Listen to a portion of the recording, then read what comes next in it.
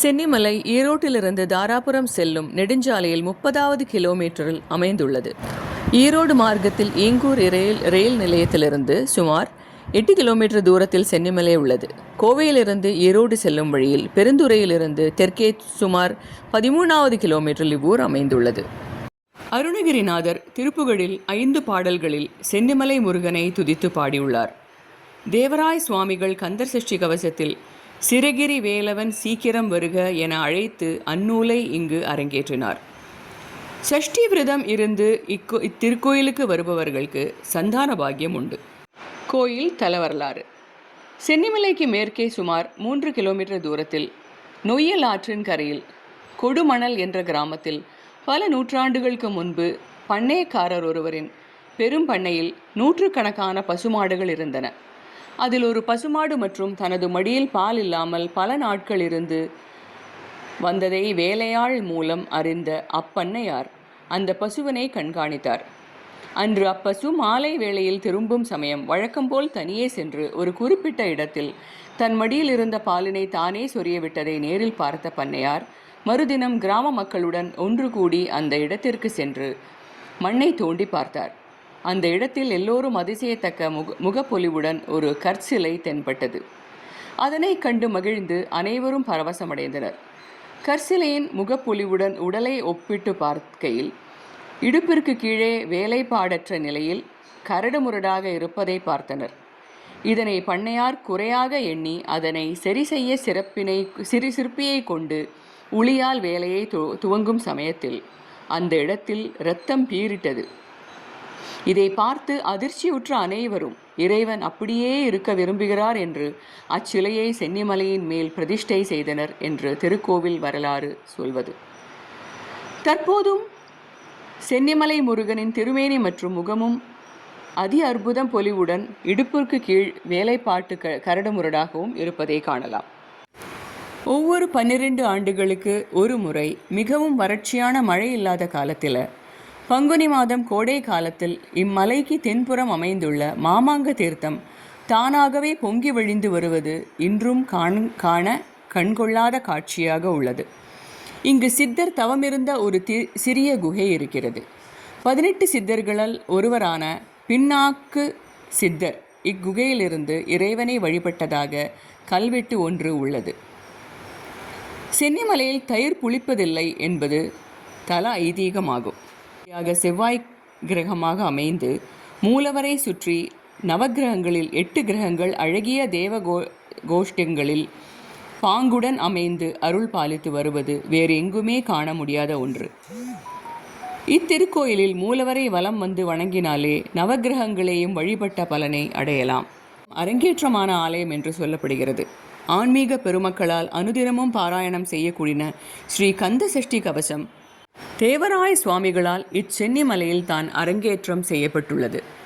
இத்திருக்கோயிலுக்கு வரும் பக்தர்கள் முக்கிய காரியங்களுக்கு திருமணம், நிலம் வாங்குதல், விற்பது, கிணறு வெட்டுதல், புதிதாக வியாபாரம் செய்தல், முடிவு செய்த அர்ச்சனை பூஜை செய்து முடித்த பின் மூலவரின் சிரசில் பூ வைத்து உத்தரவு கேட்டு நல்ல உத்தரவு கிடைத்த பின் செயல்படுவதும், பூ உத்தரவு கிடைக்காவிட்டால் அக்காரியங்களை பக்தர்கள் தவிர்ப்பதும் வழக்கமாக கொண்டு இருப்பது குறிப்பிடத்தக்கது.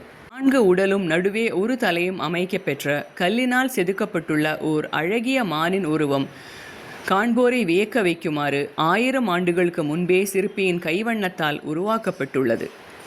துவார மண்டபத்தின் விதானத்தில் 12 ராசிகள் குறிக்கக்கூடிய 12 வடிவங்களும் கல்லில் செதுக்கப்பட்டிருப்பது கலை அம்சத்தின் சிறப்பை காட்டுவதாக உள்ளது. இத்திருக்கோயிலின் பின்புறம் அமைந்துள்ள வள்ளி தேவயானை அம்மன் திருவுருவங்கள் ஒரே கல்லில் பிரபையுடன் அமைக்கப்பட்டுள்ளது வியப்புக்குரியது. 149 அடி உயரத்தில் உள்ளது. ஆண்டவனின் சந்நிதியை அடைய 1320 திருப்படிகள் ஏற வேண்டும். வாகனங்கள் செல்ல தார்ச்சாலையும் உள்ளது. படிவழியே செல்லும் பக்தர்கள் வசதிக்காக ஓய்வு எடுத்து செல்ல இடையிடையே மண்டபங்களும் குடிநீர் வசதியும் செய்திருக்கிறார்கள்.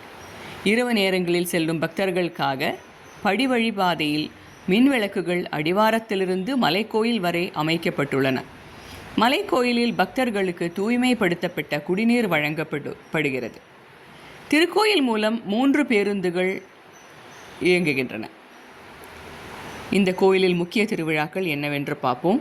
தமிழ் வருடப்பிறப்பு, சித்ரா பௌர்ணமி, வைகாசி விசாகம், ஆடி கிருத்திகை, ஐப்பசி சூரசம்ஹாரம், கார்த்திகை தீபம், தைப்பூசம், தேர் ஆகியவை முக்கிய திருவிழாக்களாகும். சென்னிமலை தேர் மிகவும் விசேஷமானது. தேர் திருவிழாவின் போது பல்லாயிரக்கணக்கான மக்கள் கூடுவது கண்கொள்ளா காட்சியாகும். இரவு 8 மணி வரை சந்நிதி நடை திறந்திருக்கும். சென்னிமலையில் தனியார் தங்கும் விடுதிகள் நிறைய உள்ளன. பேருந்து வசதியும் சிறப்பாக உள்ளது. இந்த தலத்துக்கு இன்னொரு வரலாறும் இருக்கின்றன. ஆதிசேஷனுக்கும் வாயுவுக்கும் இடையிலான போட்டி என்று நன்கு அறியப்பட்ட புராண கதை. ஆதிசேஷன் தன் நீண்ட உடலால் மேருமலையை அணைத்து பாதுகாத்தபடி கிடக்க, வாயு தன் பலம் கொண்ட மட்டும் காற்றை வீச செய்து மேருமலையை அசைக்கத் தொடங்கினார். மேருமலை வாயுவின் வேகத்துக்கு ஈடு கொடுக்க முடியாமல் அதன் பகுதிகள் வெவ்வேறு இடங்களில் விழுந்தன.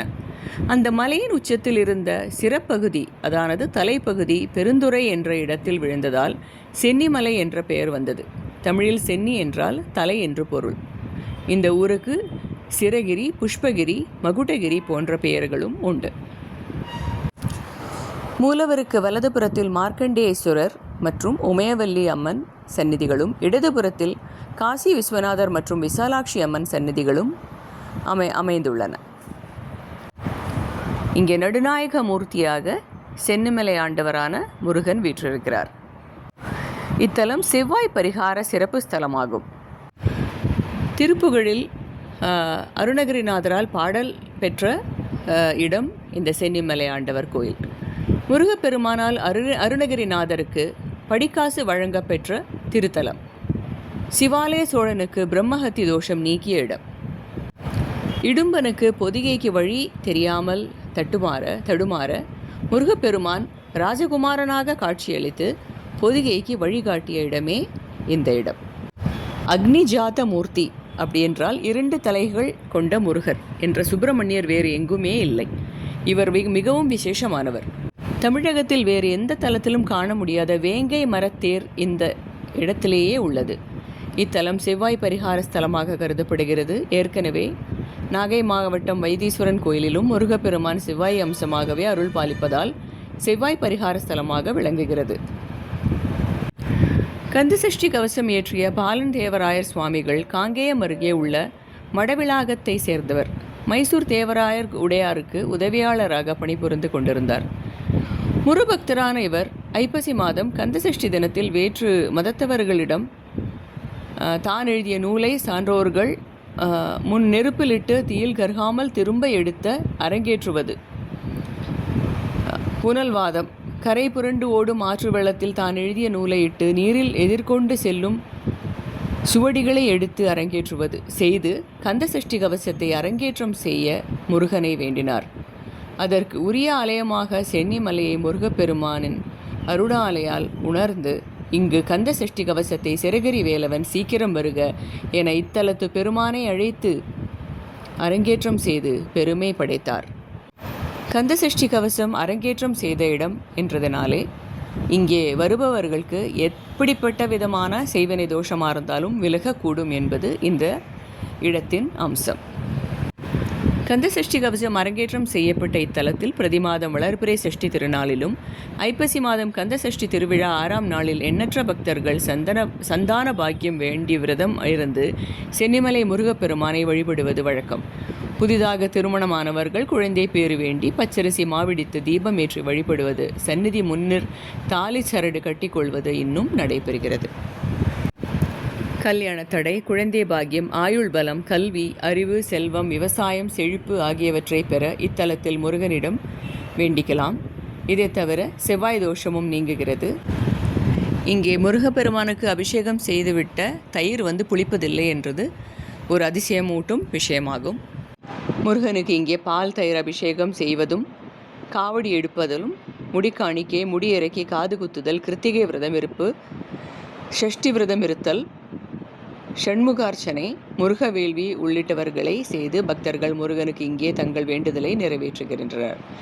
ஏழைகளுக்கு அன்னதானம் செய்வதல் மூலம் எல்லா விதமான பிரச்சனைகளிலிருந்தும் விடுபடலாம். திருப்பணிக்கு பொருளுதவி செய்தல் ஆகியவற்றை இத்தலத்திற்கு வருபவர்கள் முருகனுக்காக செய்யலாம். ஓம் சரவணபவ.